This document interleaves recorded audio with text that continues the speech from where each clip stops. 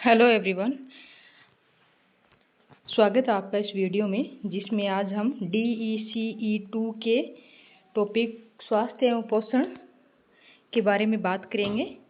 इसमें आपको एक सारांश रूप में सब कुछ बताया जाएगा। अगर आपको वीडियो पसंद आए तो लाइक, शेयर और सब्सक्राइब जरूर कीजिएगा।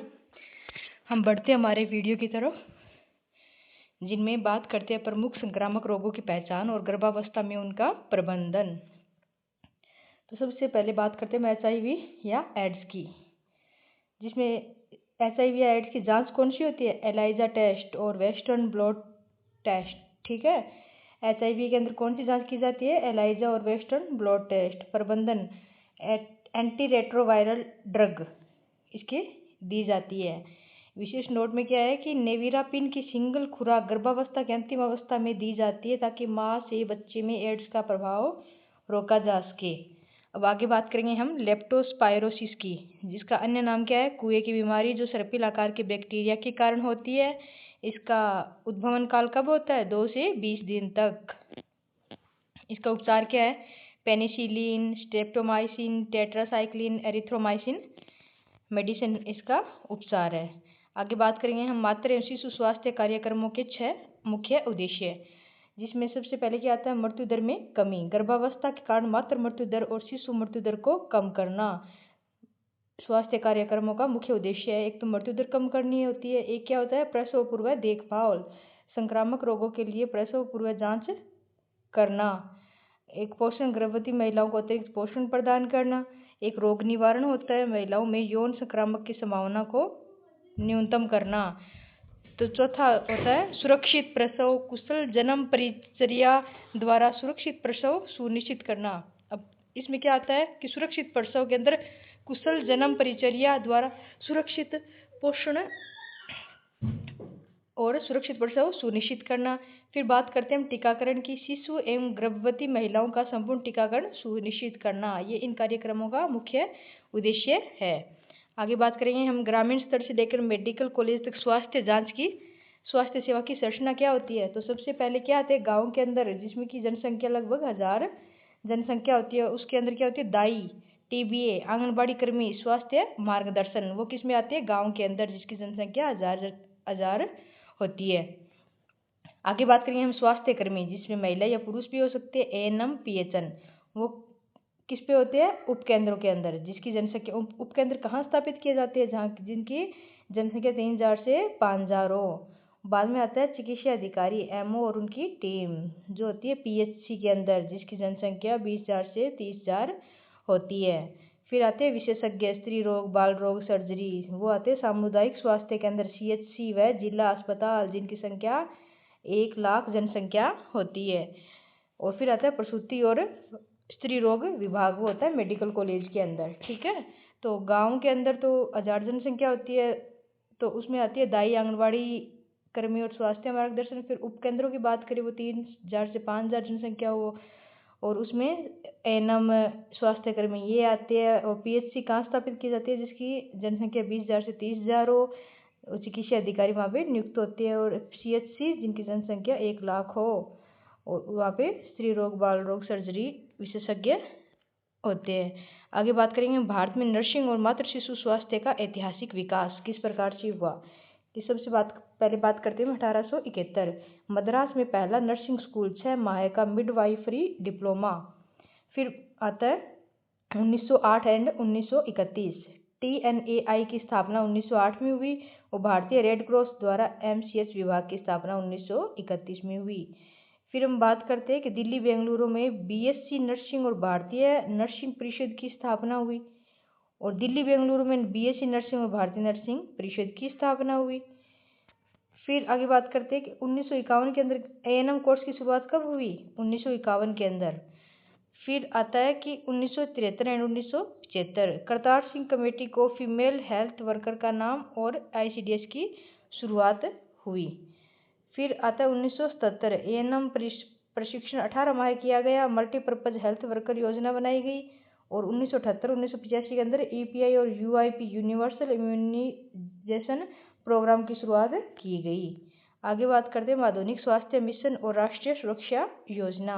जिसमें सबसे पहला आता है 1987 को सुरक्षित मातृत्व कार्यक्रम विश्व बैंक द्वारा शुरू किया गया, और 1997 में RCH प्रजनन एवं शिशु स्वास्थ्य कार्यक्रम शुरू हुआ। 2004 में वंदे मातरम योजना सुरक्षित मातृत्व सेवाएं प्रदान की गई, और 2005 में NRHM राष्ट्रीय ग्रामीण स्वास्थ्य मिशन और JSY जननी सुरक्षा योजना प्रारंभ की गई। 2006 और 2009 में IMNCI नवजात एवं बाल्यावस्था रोग प्रबंधन और NSS के नवजात शिशु सुरक्षा कार्यक्रम प्रारंभ किया गया। 2011 और 2014 में GSS के जननी शिशु सुरक्षा कार्यक्रम और इन मिशन इंद्रधनुष संपूर्ण टीकाकरण वो 2014 में शुरू किया गया। आगे बात करते हैं हम प्रसव पूर्व देखभाल के अनिवार्य प्रोटोकॉल और मैट्रिक्स। तो सबसे पहले हम क्या करते हैं, इस प्रसव पूर्व देखभाल के अंदर चेकलिस्ट की बात करते हैं। इसमें क्या क्या आता है, पंजीकरण 12 से 16 सप्ताह के भीतर हम इसमें पंजीकरण करवाते हैं, और न्यूनतम 3 जांच कब होती है, एक तो 20वें सप्ताह में जांच होती है, एक 32वें सप्ताह में होती है और एक 36वें सप्ताह में होती है।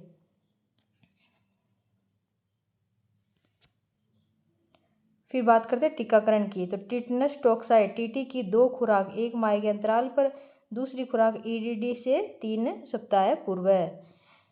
और फिर सप्लीमेंट क्या दिया जाता है, आयरन फोलिक एसिड की 100 गोलियां प्रतिदिन 2 से 3 गोली। ये हम गर्भावस्था प्रसव पूर्व देखभाल की बात कर रहे हैं कि उसमें किस प्रकार से क्या क्या करना चाहिए। अब बात करते हैं EDD कैलकुलेटर, जिसमें अंतिम माहवारी LMP का पहला दिन और 7 दिन प्लस 9 महीने। उदाहरण LMP 10/3/2002 है, तो 10 में हम क्या करेंगे, 7 ऐड करेंगे, तो क्या आएगा 17।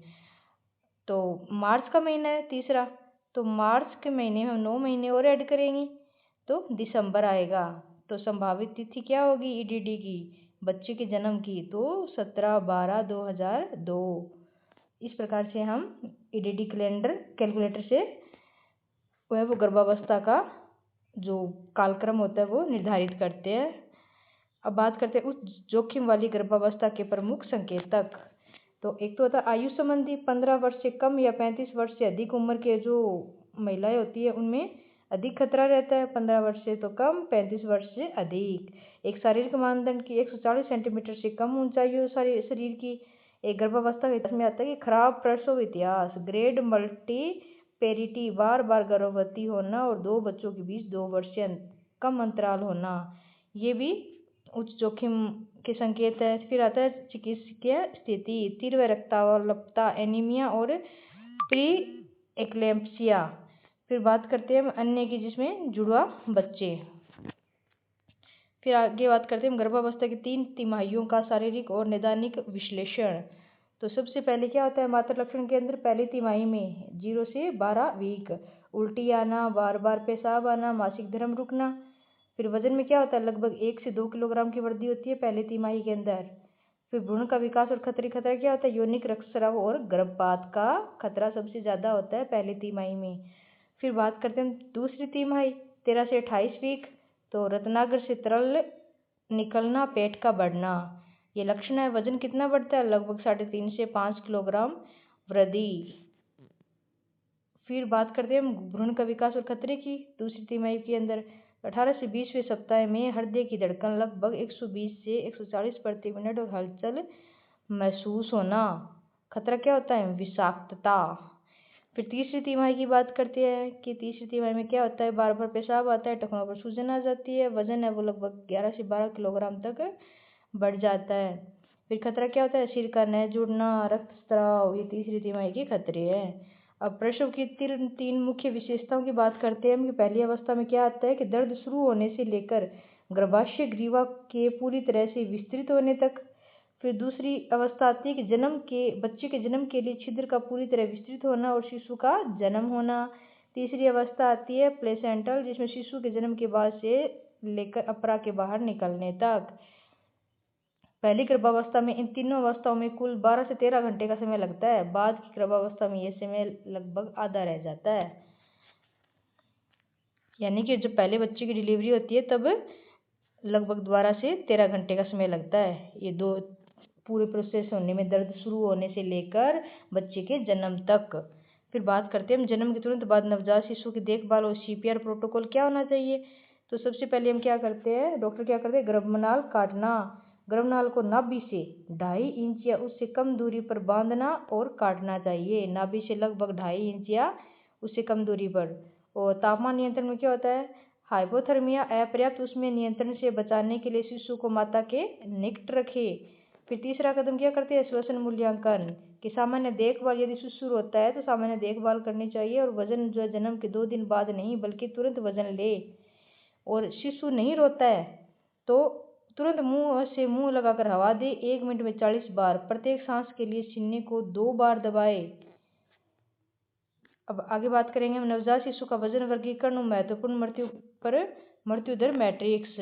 तो नवजात शिशु का वजन वर्गीकरण करने के लिए हम क्या करते हैं कि हरा ग्रीन यानी 2500 से 4000 ग्राम। स्वस्थ या चुस्त शिशु भारत में औसत वजन कितना होता है, 3500 ग्राम होता है यानी कि 3.5 किलो होता है। फिर येलो की बात करें, येलो में कितना आता है, 2000 से 2500 ग्राम। और रेड में 2000 से कम, अत्यधिक कम, उच्च वजन या उच्च मृत्यु जोखिम वाले बच्चे रेड के अंदर आते हैं, 2000 ग्राम, 2 kg। फिर बात करते हैं मातृ मृत्यु दर। MMR क्या होती है, मातृ मृत्यु दर। गर्भावस्था या प्रसव के 42 दिनों के भीतर होने वाली मृत्यु, कुल मातृ मृत्यु दर कितनी होती है, 1000 प्रति 1000 जीवित जन्म के ऊपर। ठीक है, 42 दिनों के भीतर जो मृत्यु होती है वो MMR कहलाती है। फिर शिशु मृत्यु दर IMR, उत्तर प्रदेश में सर्वाधिक 140 और केरल में सबसे कम 30 और प्रति 1000 जीवित जन्म के ऊपर जो शिशु की मृत्यु होती है वो शिशु मृत्यु दर कहलाती है। अब शिशु अवस्था का दैनिक नैदानिक कालक्रम देखते हैं कि ये संपूर्ण कालक्रम शिशु कहलाता है। कब से कब तक, यानी कि जो नवजात अवधि होती है, नियोनेटल पीरियड, आधे से अधिक मृत्यु इसी काल में होती है। नियोनेटल पीरियड कौन सी होती है, 0 से लेकर 28 दिन तक, जो 1 महीने का जो शिशु होता है उसको बोलते हैं नियोनेटल पीरियड। तो 0 से 7 दिन, उसमें क्या होता है कि पहली प्रारंभिक नव प्रसव अवधि है। फिर 7 से 28 दिन दूसरी अंतिम नव प्रसव अवधि है। और 28 दिन से 1 वर्ष तक प्रसवोत्तर अवधि पोस्ट नियोनेटल पीरियड कहलाता है। गर्भावस्था के दौरान दैनिक पोषण की अतिरिक्त आवश्यकता है कि ऊर्जा की कितनी आवश्यकता होती है, 50 kg महिला के आधार पर गणना की गई है ये, जिसमें ऊर्जा की सामान्य आवश्यकता 2200 किलो कैलोरी और गर्भावस्था अतिरिक्त तो 300 चाहिए गर्भावस्था के अंदर। तो कुल दैनिक आवश्यकता कितनी होती है, 2500 किलो कैल्विन। यानी कि सामान्य व्यक्ति को तो 2200 चाहिए, अगर प्रेग्नेंट लेडी है तो उसको 300 एक्स्ट्रा चाहिए। तो टोटल प्रेग्नेंट लेडी को ऊर्जा की आवश्यकता कितनी होती है, 2500। प्रोटीन की 60 ग्राम, कैल्शियम की 900 ग्राम, आयरन की 35 ग्राम और विटामिन सी की 65 ग्राम, विटामिन ए की 800 ग्राम और आयोडीन की 175 ग्राम। अब आगे बात करते हैं शिशु पोषण, विकास और स्तनपान के मानक। इन्फेंट ग्रोथ ट्रेजेक्टरी, शिशु विकास प्रक्षेपवक्र। इसमें क्या आता है कि शिशु को प्रतिदिन 100 कैलोरी प्रति केजी और 2 ग्राम प्रोटीन प्रति केजी की आवश्यकता होती है। कुल 600 कैलोरी व 10 ग्राम प्रोटीन की आवश्यकता होती है। शिशु को कितनी होती है, 100 कैलोरी तो प्रति केजी और 2 ग्राम प्रोटीन प्रति केजी की आवश्यकता होती है। पहले 4 से 5 दिनों में शिशु का वजन 10% तक घटता है, क्योंकि वो जब माता के शरीर से जब बाहर निकलता है, वातावरण के संपर्क में आता है, तो वो उन परिस्थितियों को सहन नहीं कर पाता है। तो जिसके कारण शुरू के 4-5 दिनों में जो शिशु का वजन है वो 10% तक घटता है। और 10वें दिन के बाद वो क्या करता है कि वातावरण के साथ सामंजस्य बैठा लेता है, जिसके बाद 10वें दिन के बाद उसका वजन फिर से बढ़ने लगता है। और पहले 3 महीनों में वजन आधा केजी प्रति माह की दर से बढ़ता है। जन्म के समय 2.5 kg का शिशु 5वें महीने तक दोगुना हो जाता है। जन्म के समय अगर किसी बच्चे का वजन 2.5 kg है तो 5वें महीने तक 5 kg का हो जाएगा। फिर हम बात करते हैं ब्रेस्ट मिल्क प्रोफाइल। औसत दैनिक स्राव कितना होता है, 600 ml प्रति लीटर दूध का स्राव 600 ml प्रति लीटर होता है। और पोषण मूल्य 420 कैलोरी और 6.6 ग्राम प्रोटीन। और मेजरमेंट नोट की बात करते हैं कि अतिरिक्त शिशु की लंबाई इन्फेंटोमीटर से नापी जाती है और शिशु का घेरा मापन टेप से मापा जाता है। मापन टेप शिशु का घेरा। आगे बात करेंगे हम।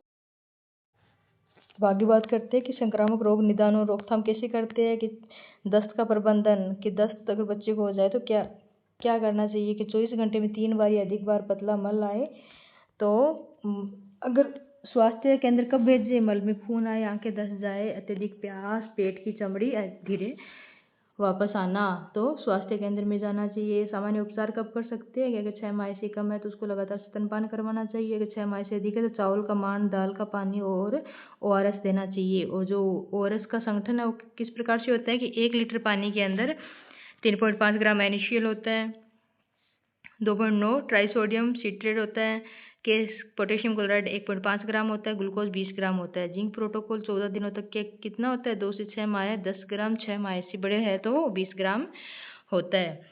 अब आगे बात करेंगे तीव्र श्वसन संक्रमण निमोनिया का त्वरित निदान किस प्रकार से किया जाता है?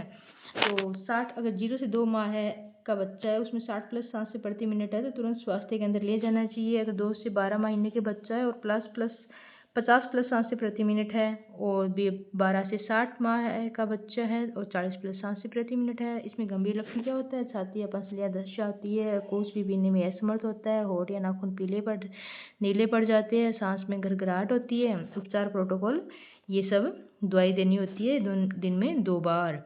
अब आगे बात करेंगे बचपन के प्रमुख वायरल बुखार, MMR, खसरा, गलसुआ, रूबेला, मीजल्स, मम्प्स और रूबेला। खसरा जो है उसका पैथोजन रोग कारक क्या होता है? RNA पैरामिक्सोवायरस। उद्भवन काल 10 से 14 दिन। इसका लक्षण आंखें लाल हो जाती है, सफ़ेद दाने हो जाते हैं, जटिलता निमोनिया। और टीका कब लगता है? 9वीं माह में। गलसुए का क्या है? रोग कारक मिक्सोवायरस पेराटाइटिस। और ये उद्भवन काल कब होता है? शीत और बसंत ऋतु में सर्वाधिक होता है। मुख्य लक्षण क्या है? लसिका ग्रंथि में सूजन और जटिलता आ जाती है। और टीका गर्भवती महिलाओं को मम्प्स और रूबेला का टीका नहीं लगता है। रूबेला इसमें कौन सा होता है? Toga virus. लक्षण कब आते हैं उद्भवन काल? लक्षण से 7 दिन पूर्व और 7 दिन बाद तक संक्रामक। मुख्य लक्षण क्या है? लिम्फ ग्रंथि विकार, खतरा, कोग्निटल रूबेला सिंड्रोम, CRS, बहरापन और मोतियाबिंद। आगे श्वसन तंत्र पर जीवाणु और विषाणु के हमले, इस पर बात करेंगे। गलघोटू डिप्थीरिया को बोलते हैं गलघोटू। इसका कारक कौन सा है? ये डिप्थीरियाई जीवाणु होता है। और इसका तंत्र कौन सा? टॉन्सिल के पास झिल्ली बन जाना या दम घुटने जैसा हो जाता है। देखो यहाँ पे झिल्ली बनी हुई है ना। और निदान क्या है? Schick test. और उपचार क्या है? पेनिसिलिन, इथ्रोमाइसिन, एंटीटॉक्सिन, ये इसका उपचार है। अब श्वास नली है। श्वास नली अगर काली खांसी पर्टुसिस हो जाती है तो उसमें कौन सा रोग कारक होता है? काली खांसी पर्टुसिस का बोर्डेला पर्टुसिस। चरण क्या है? 90 दिन तक होता है।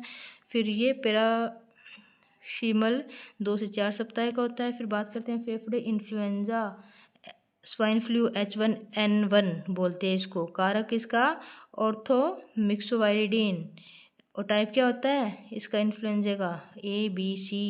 Swine flu H1N1। और उद्भवन काल 18 से 72 घंटे। टीका 0.5 ml का लगाते हैं। अब तपेदिक ट्यूबरकुलोसिस निदान और डोट्स रणनीति की बात करते हैं हम कि जो टीबी होती है ट्यूबरकुलोसिस उसका रोग कारक क्या है? माइक्रोबैक्टीरियम डिप्थीरियम। फैलाव कैसा होता है टीबी का? श्वास प्रश्वास ड्रॉपलेट। हम खांसते हैं, एक दूसरे से पास में बैठ के बातें करते हैं तो बूंदों के रूप में, मतलब ड्रॉपलेट के रूप में एक दूसरे से फैलता है। उद्भवन काल कब होता है? 3 से 6 सप्ताह होता है। और डोट स्ट्रेटेजी क्या है? जो टीबी के लिए कौन सा परीक्षण किया जाता है? मोंटेक्स परीक्षण, मोंटेक्स टेस्ट किया जाता है। अगर मोंटेक्स टेस्ट पॉजिटिव है 10 mm से अगर कम है ना तो क्या होगा? ये पॉजिटिव हो जाएगा। ठीक है। अब इसकी उपचार क्या है? डोज स्ट्रेटेजी जीवाणुनाशक बैक्टीरियासिडल मारते हैं। इसमें ये सब दवाई दी जाती है। और ये क्या करते हैं ना? टीबी का जो बैक्टीरिया उसकी वृद्धि को रोकते हैं। और रोकथाम के लिए क्या लगाते हैं? BCG का टीका लगाया जाता है जो जन्म के समय 0.5 ml इसकी खुराक दी जाती है। 15 से 20 वर्ष तक प्रतिरक्षा करता है। BCG का टीका कब लगता है? जन्म के समय लगाया जाता है। ठीक है। इसमें जो टीबी है उसका परीक्षण कौन सा होता है? मोंटेक्स टेस्ट। और रोग कारक क्या है? Mycobacterium tuberculosis. अब जल और भोजन जनित महामारियां की बात करते हैं कि हैजा है कोलेरा, उसका कारक कौन है? विब्रिया कोलेरी। और लक्षण क्या है? चावल के पानी जैसा मल आएगा। ठीक है, दिन में 40 बार तक।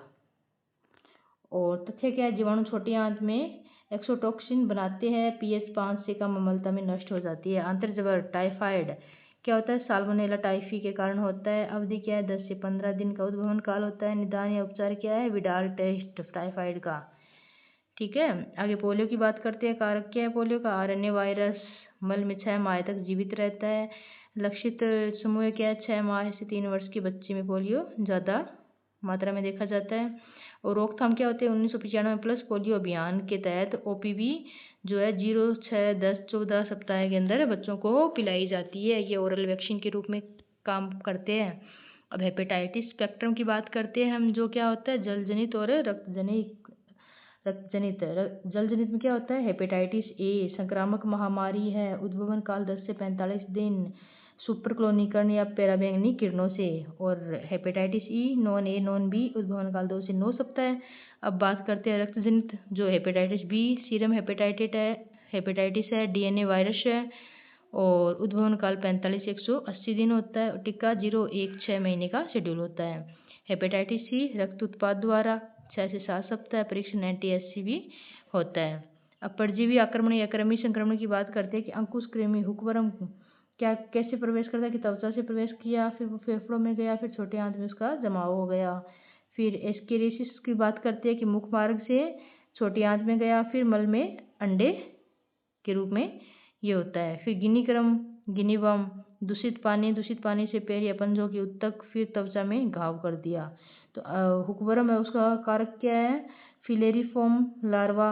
और प्रभाव क्या होता है, एनीमिया, मिट्टी खाने की इच्छा, ये सब होता है। उपचार क्या करते हैं हम, एल्बेंडाजोल दवाई देते हैं ना, आयरन सप्लीमेंट। और फिर एस्केरिस है, उसमें गोल कृमि मादा 25 से 40 सेंटीमीटर लंबी होती है। निदान क्या करते हैं कि मल या उल्टी में वयस्क कृमि अंडे की खोज और उपचार इसका पेप्रेजिन साल्ट और मेबेंडेजोल। और गिनी कृमि के अंदर क्या करते हैं, कारक क्या होता है, ड्रैकेनकुलस मेडिनेंसिस। तथ्य क्या है, भारत में अंतिम मामला जुलाई 1996 में देखने को मिला। मच्छर जनित महामारियों की बात करते हैं कि मलेरिया है, मलेरिया किससे फैलता है, मादा एनाफिलीज मच्छर से। सूर्यास्त से सूर्योदय तक काटती है, स्वस्थ और स्थिर जल में प्रजनन करती है। ये मलेरिया मादा एनाफिलीज जो मच्छर होती है वो। कारक क्या है, प्लाज्मोडियम वाइवेक्स 14 दिन, फेल्सीफेरस 12 दिन।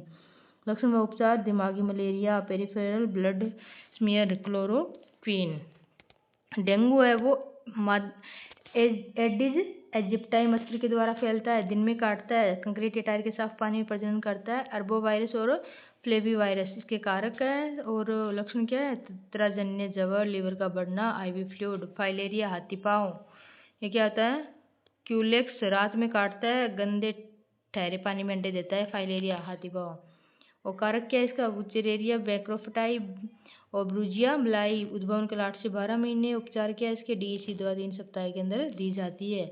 फिर अन्य वेक्टर जनित खतरे की बात करते हैं, जैसे मक्खी और पिस्सू आती है। मक्खी से कौन सा होता है, काला आजार, जो सेंट फ्लाई मक्खी उसकी वाहक होती है, या बालू मक्खी भी बोलती है इसको। नियंत्रण DTT का 6 फीट ऊंचाई तक छिड़काव।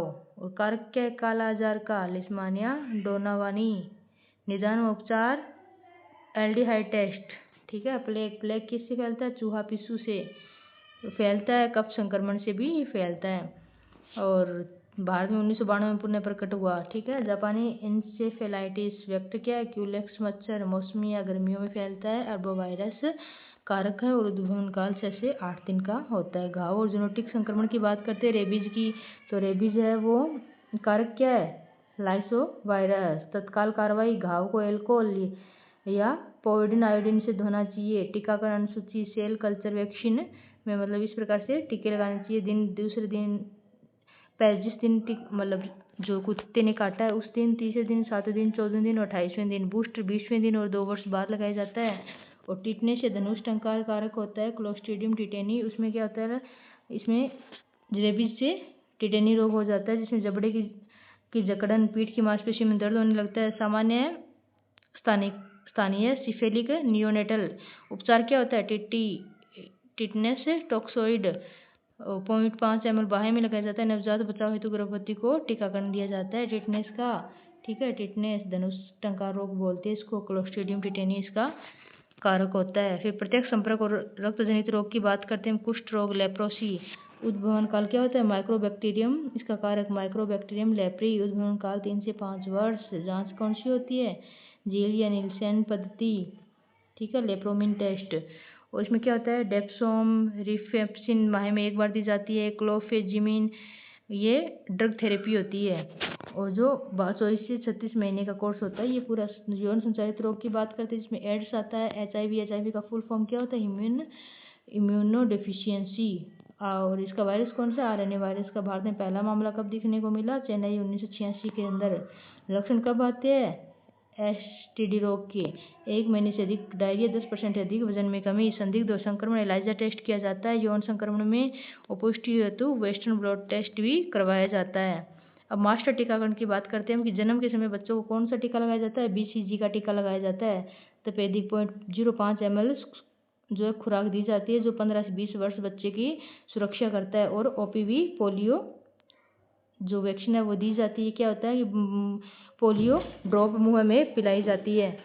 फिर आगे बात करते हैं कि बच्चे को 6 और 10 और 14 सप्ताह में कौन सा टीका लगाया जाता है? DPT का, जिसमें डिप्थीरिया, पर्टुसिस और टिटनेस की बात करते हैं, जिसमें 0.5 ml खुराक दी जाती है और चौथे सप्ताह के अंतराल पर। और OPV पोलियो ड्रॉप्स दी जाती है। फिर 9वें महीने में बच्चों को कौन सी टीका लगाया जाता है? खसरे का टीका लगाया जाता है। और 16 से 24 महीने, 1.5 से 2 साल के अंदर बच्चों को DPT पहला बूस्टर, OPV बूस्टर दिया जाता है। 5 से 6 वर्ष बच्चों को DPT दूसरा बूस्टर दिया जाता है। तो इस प्रकार से आपको याद रखना है कि जन्म के समय बच्चे को BCG और OPV दिया जाता है, और 6, 10वें, 14वें सप्ताह के अंदर DPT और OPV दिया जाता है।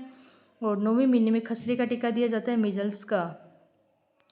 और 1.5 साल तक DPT पहला बूस्टर दिया जाता है और OPV बूस्टर दिया जाता है। और 5 से 6 वर्ष में DPT दूसरा बूस्टर दिया जाता है। तो गर्भवती महिलाओं के लिए क्या है? टिटनेस के 2 इंजेक्शन दिए जाते हैं 1 से 2 माह के अंतराल पर, नवजात टिटनेस से बचाव हेतु।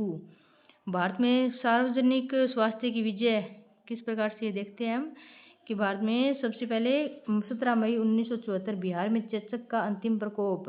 फिर 2 अप्रैल 1977 को भारत को आधिकारिक तौर पर चेचक मुक्त घोषित किया गया। घोषणा कब हुई? 8 मई 1980। फिर बात करते हैं 1987 भारत में राष्ट्रीय एड्स नियंत्रण कार्यक्रम की शुरुआत हुई 1987 को। 9 दिसंबर 1995 में 5 वर्ष से कम उम्र के बच्चों के लिए पल्स पोलियो कार्यक्रम का राष्ट्रीय व्यापी शुभारंभ किया गया। फिर जुलाई 1996 में भारत में गिनी कृमि का अंतिम मामला दर्ज हुआ। फिर बात करते हैं सुरक्षा मार्ग मातृ एवं शिशु स्वास्थ्य निर्देशिका की। मातृ एवं शिशु सुरक्षा कार्ड क्या होता है? कि मातृ एवं शिशु सुरक्षा कार्ड के विशिष्ट लक्ष्य वर्ग गर्भवती महिला 3 से कम आयु वर्ग के बच्चों की माताओं के लिए कार्ड होता है। इसमें आंगनबाड़ी या उप स्वास्थ्य केंद्र में पंजीकरण के समय दिया जाता है ये। और ग्रामीण स्वास्थ्य एवं पोषण दिवस पर ANM या MPPW द्वारा जानकारी दर्ज की जाती है चित्रात्मक रूप से, ताकि सभी आसानी से समझ सके। इसमें क्या होता है कि माता को कौन सा टीका लगाया है, बच्चे को कौन सा टीका लगाया है, उसके मातृ एवं शिशु की जो स्वास्थ्य की जो भी जांच और किस प्रकार से उसका स्वास्थ्य रिकॉर्ड है वो उसमें दर्ज किया जाता है। अब शुरुआती किशोरी स्वास्थ्य के 18 वर्ष के बाद ही विवाह करना चाहिए, 20 वर्ष के बाद गर्भ धारण करना चाहिए, आयरन की गोली लेने का महत्व है, और पेट के कीड़े मारने की दवा का 6 माह सेवन करना चाहिए, पौष्टिक आहार का नियमित सेवन करना चाहिए। अब मातृ देखभाल की बात करते हैं, ANM मातृ पूर्व जांच, प्रसव पूर्व जांच की।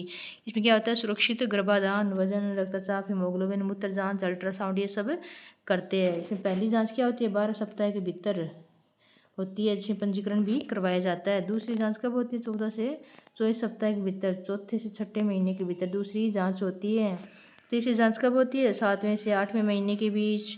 और चौथी जांच 36 सप्ताह से प्रसव तक यानी कि 9वें महीने में होती है। अब बात करते हैं मातृ देखभाल पोषण ट्रैकिंग, यानी पूरी गर्भावस्था में जो गर्भवती महिला का वजन सामान्य वजन से कितना बढ़ता है? 10 से 12 kg। अगर मतलब जो लेडी है प्रेग्नेंट हुई थी उससे पहले उसका वजन अगर 50 kg है, तो वो जब तक बच्चे को जन्म देती है तो लगभग उसका वजन 62 किलो होना चाहिए। यानी कि उसका वजन कितना बढ़ना चाहिए? 10 से 12 kg बढ़ना चाहिए। ठीक है, ये प्लस 10 किलो कैलोरी प्रतिदिन, ये 1 से 2 किलो कुल वृद्धि हुई। फिर 500 ग्राम प्रति सप्ताह, कुल 5 से 6 किलो वजन हुआ। इस प्रकार से वजन बढ़ता है। फिर 10 किलो वजन है वो कहाँ कहाँ बढ़ता है? एक तो रक्त और शारीरिक द्रव्य के रूप में बढ़ता है, एक स्तनों का भार के रूप में बढ़ता है, एक स्तनपान के लिए वसा बढ़ती है, एक गर्भाशय और प्लेसेंटा के रूप में वजन बढ़ता है, एक बढ़ता हुआ भ्रूण होता है।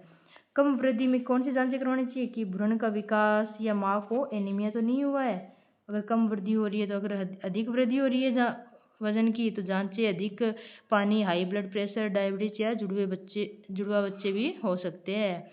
अब बात करते हैं मातृ देखभाल कैसे की जाती है। आराम के नियम कि रात में 8 घंटे और दिन में 2 घंटे आराम, और बाईं करवट लेके सोते हैं तो रक्त आपूर्ति अधिक मिलती है, बच्चे में रक्त आपूर्ति अधिक बढ़ाता है। खतरे के संकेत क्या होता है? दौरे पड़ना या बेहोशी आना, तेज बुखार आना, तेज सिर दर्द, धुंधला दिखना, योनि से बदबूदार पानी या खून आना, पैरों में अत्यधिक सूजन या सांस फूलना, बच्चे का घुमाव कम या बंद होना। अब आगे बात करेंगे हम कंगारू मदर केयर जीवन रक्षक इंजन की, जो जन्म के तुरंत बाद त्वचा से त्वचा का संपर्क और 1 घंटे के भीतर स्तनपान। कोलेस्ट्रॉम क्या होता है कि अगर जन्म के तुरंत बाद माँ का संपर्क बच्चे को मिलता है तो शिशु गर्म रहता है, संक्रमण से बचाव होता है, बेहतर दिमागी विकास होता है, बेहतर स्तनपान होता है, सुरक्षित तनाव रहित जुड़ाव होता है। पहले 7 दिनों तक शिशु को स्नान न करवाए। प्रसव पश्चात माँ की रिकवरी कैसे करते हैं वो बताते हैं कि प्रसव पश्चात न्यूनतम 3 महीने तक रोजाना IFA की एक गोली का सेवन करना चाहिए, जिसमें पर्याप्त आराम और अतिरिक्त भोजन भी लेना चाहिए। प्रसव पश्चात 3 महीने तक हमें आयरन की गोली लेनी चाहिए। IFA एनीमिया की कमी ना, एनीमिया जो रोग होता है वो ना हो। फिर 0 से 48 घंटे के अंदर प्रसव के अंदर में रुके, और ज़्यादातर जटिलता इसी दौरान होती है 2 दिन तक। फिर जो दिन होता है 1, 3 और 7 तो स्वास्थ्य कार्यकर्ता द्वारा जांच की जाती है, और छठे वीक में संपूर्ण रिकवरी की जांच की जाती है। और प्रसव पश्चात नियोजन कैसे करते हैं तो 2 बच्चों के बीच कम से कम 2 से 5 वर्ष का सुरक्षित अंतराल रखना चाहिए। इसके अंदर 2 उपाय है, एक होता है अस्थायी उपाय, एक होता है स्थायी उपाय। अस्थायी उपाय LAM लैक्टेशनल एमोनिया मेथड, केवल स्तनपान करने पर 6 महीने तक प्राकृतिक बचाव किया जा सकता है कि दूसरे बच्चे जो है वो गर्भाधान न हो। और IUCD कोपर्टी गर्भाधान की गर्भाशय के भीतर लंबे समय तक प्रभावी रहती है। OCP ओरल कंट्रेसेप्टिव पील जन्म के 6 महीने बाद शुरू, रोजाना 1 गोली।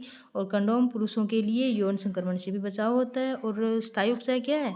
महिला नसबंदी प्रसव के तुरंत बाद या 6 सप्ताह बाद, पुरुष नसबंदी छोटे चीरे से, कोई कमजोरी नहीं, लंबा आराम जरूरी नहीं। अब शिशु देखभाल और रोग प्रबंधन की बात करते हैं कि खतरे के संकेत क्या है कि 24 घंटे में 3 बार से अधिक पानी जैसी पोटी कर रहा है वो, इसकी दृष्टि, आंखें, अत्यधिक प्यास, पानी न पी पाना, त्वचा को चिकोटी काटने पर धीरे वापस जाना, इस प्रकार। डायरिया, निर्जलीकरण, ORS प्लस जिंक की जोड़ी।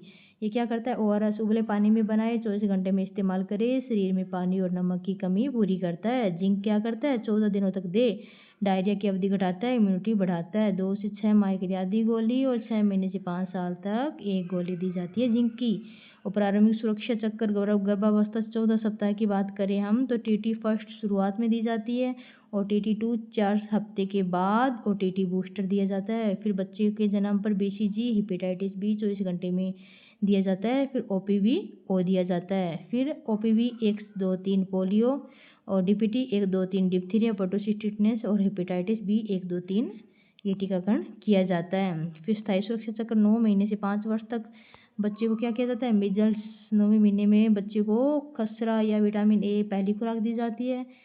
फिर DPT booster, OPV booster, Japanese JE vitamin A की दूसरी खुराक दी जाती है। विटामिन A की खुराक हर महीने 6 महीने में दी जाती है। शिशु देखभाल की बात करते हैं हम कि जन्म के समय अगर लड़के का वजन जो है 3.3 kg होना चाहिए, और या 19.9 इंच का होना चाहिए। लड़कियों में वजन है तो 3.2 kg होना चाहिए या 19.6 इंच होना चाहिए। अब 1 वर्ष पर लड़के का जन्म कितना होना चाहिए? 10.2 kg, और लड़कियों में 9.5 kg। और 5 वर्ष के में बच्चे का जन्म, लड़के का वजन जो है लड़के का 18.7 kg और लड़कियों का 17.7 kg। नियमित वजन निगरानी ये सुनिश्चित करती है कि बच्चा इस मार्ग से न भटके। अब हम एक नज़र में देखते हैं कि इसमें हमने 4 ANC जांच और उचित पोषण पढ़ा, KMC और सुरक्षित प्रसव की बात की, टीकाकरण चक्र स्तनपान की बात की, बच्चे और वृद्धि ट्रैकिंग और डायरिया प्रबंधन की बात की, और लाइफलाइन। ठीक है, यानी कि मातृ एवं शिशु सुरक्षा कार्ड एक स्वस्थ भविष्य का आधार है, इसे हमेशा सुरक्षित रखें और हर विजिट पर लाए। धन्यवाद।